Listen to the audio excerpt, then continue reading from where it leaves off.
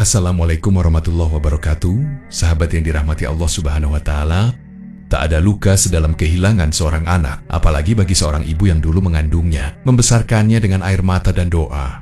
Lalu tiba-tiba harus kehilangan seorang anak untuk selamanya.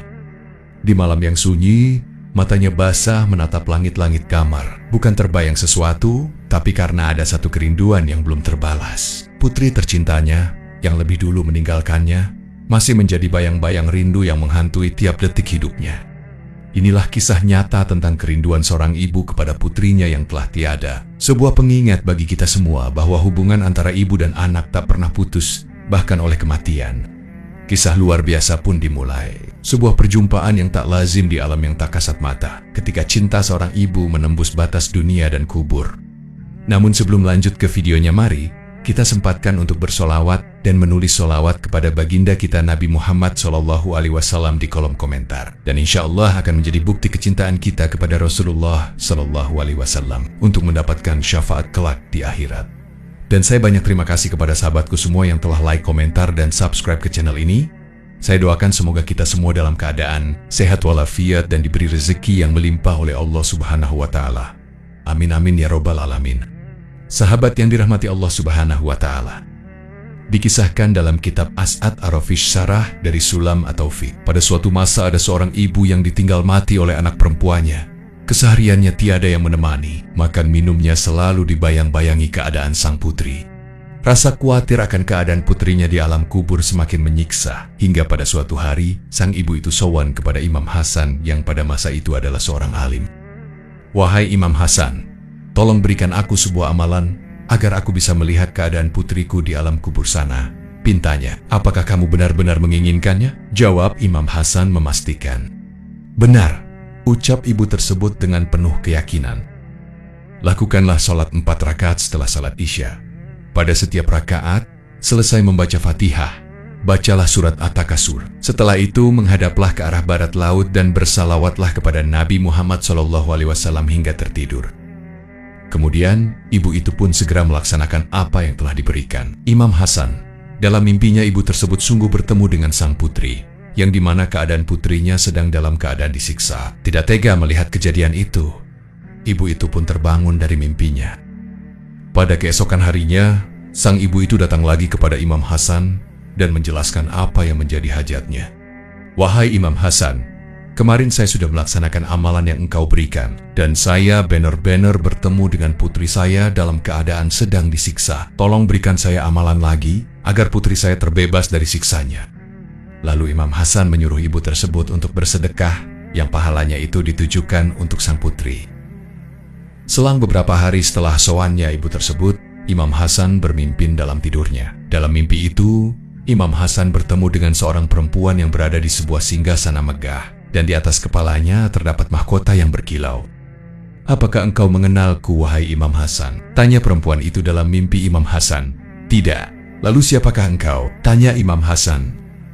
"Aku adalah putri dari seorang ibu yang datang kepadamu," jawabnya. "Tapi, apa yang diceritakan ibumu itu berbeda dengan yang sekarang aku lihat. Bagaimana itu bisa terjadi?" tanya Imam Hasan penasaran. "Sesuai amalan yang engkau berikan kepada ibu saya, bersedekah yang pahalanya itu ditujukan kepadaku, dan amalan itulah yang membuatku terbebas dari siksa kubur. Tepat pada hari itu juga, ada seorang waliullah yang bersalawat sebanyak 3 kali, yang pahalanya itu ditujukan kepada ahli kubur, dan amalan itulah yang membuatku mulia seperti yang engkau lihat." Cerita perempuan itu kepada Imam Hasan. Lalu, Imam Hasan pun menceritakan mimpinya kepada ibu tersebut. Mendengar cerita Imam Hasan, lalu ibu tersebut pun merasa lega dengan keadaan putrinya di alam kubur sana. Setiap anak utang budi sangat besar pada orang tuanya. Ibu merupakan makhluk Allah yang diciptakan untuk bisa mengandung, melahirkan, dan menumbuh kembangkan anaknya masing-masing. Cinta ibu melebihi kecintaannya kepada pribadinya sendiri. Bagi ibu, ibarat tidak makan, tidak masalah.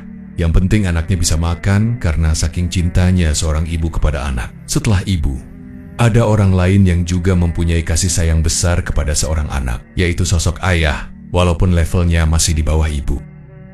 Rasulullah SAW dalam sebuah hadis Ia memerintahkan untuk menghormati ibu sebanyak 3 kali lipat dibanding ayah. Hadis ini tidak berarti ayah tidak terhormat. Hormat kepada ayah tetap wajib, sedangkan kewajiban hormat kepada ibu 3 kali lipat daripada hormat kepada ayah. Baru kemudian kerabat paling dekat, dan mulai yang lebih jauh.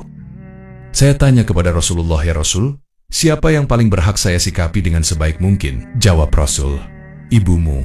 "Lalu siapa lagi ya Rasul?" "Ibumu." "Siapa lagi ya Rasul?" "Ibumu." "Lalu siapa lagi?" "Baru kemudian bapakmu, keluarga terdekat, dekat, dan seterusnya." Sebagai balas budi anak kepada kedua orang tua, bagaimana sikap anak kepada orang tua ketika mereka sudah meninggal dunia? Abu Usaid pernah menceritakan sebuah hadis berikut. Suatu ketika saya sedang duduk bersama Rasulullah SAW. Tiba-tiba ada seorang laki-laki dari sahabat Ansor sowan. Ia bertanya kepada Rasulullah, "Ya Rasulullah, apakah saya bisa berbaik budi kepada kedua orang tua saya yang sudah meninggal?" Rasul lalu menjawab, "Iya, ada 4 hal, yaitu 1 mendoakan mereka, 2 memohonkan ampunan untuk keduanya, 3 menunaikan janji mereka dan memuliakan teman mereka, dan 4 menjalin silaturahim dengan orang-orang yang tidak akan menjadi saudaramu, kecuali melalui perantara ayah, ibumu. Itulah budi baik yang harus kamu lakukan setelah mereka meninggal." Mengenai doa sebagai amalan untuk berbakti kepada orang tua yang telah meninggal, ada kisah menarik tentang doa sang anak untuk orang tuanya di alam kubur. Berikut kisahnya. Suatu hari seorang alim bermimpi bertemu dengan para ahli kubur. Dalam mimpinya ia melihat para ahli kubur sedang berebut dan memungut berbagai macam bingkisan yang berserakan. Tak lama kemudian ia melihat ada 1 orang yang sedang duduk acuh, tidak tergiur sama sekali dengan berbagai barang berharga yang sedang diperebutkan tersebut. Orang alim ini pun dibuat heran dan penasaran. "Mengapa Anda diam saja tidak seperti mereka mengambil barang-barang itu?" tanya sang alim kepada orang tersebut. Mendapat pertanyaan itu, ia langsung menjawab bahwa mereka yang sedang sibuk itu sedang mengambil paket kiriman dari umat Islam yang mendoakan ahli kubur berupa bacaan Al-Quran, sedekah, dan doa. "Saya sendiri tidak butuh bingkisan itu, sebab saya sudah punya semuanya," jawab laki-laki itu dengan mantap. "Dari mana Anda bisa mendapatkan barang-barang itu?" tanya sang alim yang tambah penasaran. "Saya punya anak yang berjualan kue di pasar. Setiap hari dia selalu mengirim bacaan Al-Quran dan doa kepadaku," jawabnya. Tidak lama kemudian, sang alim ini terbangun dari tidurnya, dan semua yang terjadi dalam mimpinya itu sangat jelas teringat, hingga akhirnya ia memutuskan untuk mengunjungi pasar dan mencari seseorang yang menjual kue. Berangkatlah sang alim ini menuju pasar, dan tidak perlu waktu lama untuk menemukan penjual kue di sana. Firasat orang alim ini semakin kuat ketika melihat mulut penjual kue ini tidak henti-hentinya, bergerak seperti sedang membaca sesuatu. "Saya melihat mulut Anda dari tadi tidak berhenti bergerak. Kalau boleh tahu, apa yang sedang dibaca?" tanya orang alim itu. "Oh, saya sedang membaca Al-Quran dan dikirimkan khusus untuk orang tuaku yang sudah meninggal," jawabnya. Jawaban itu cukup memuaskan sang alim, sebab apa yang disampaikan penjual kue itu ternyata memiliki hubungan dengan mimpi yang dialaminya kemarin. Beberapa waktu kemudian, sang alim ini kembali bermimpi sebagaimana sebelumnya. Namun ada sesuatu yang berbeda. Ia melihat orang yang dulu hanya duduk manis, sekarang juga ikut memungut bingkisan dengan para ahli kubur lainnya. Sang alim tak sempat berkomunikasi, sebab orang itu terlihat begitu sibuk. Ketika sudah bangun dari tidurnya, sang alim ini sedikit kebingungan, hingga akhirnya ia memutuskan untuk kembali menemui sang penjual kue di pasar. Namun saat sampai di pasar, sang alim tidak menemukan penjual kue itu, sebab menurut informasi yang didapat, penjual kue yang waktu itu selalu membasahi bibirnya dengan bacaan Al-Quran ternyata sudah meninggal dunia.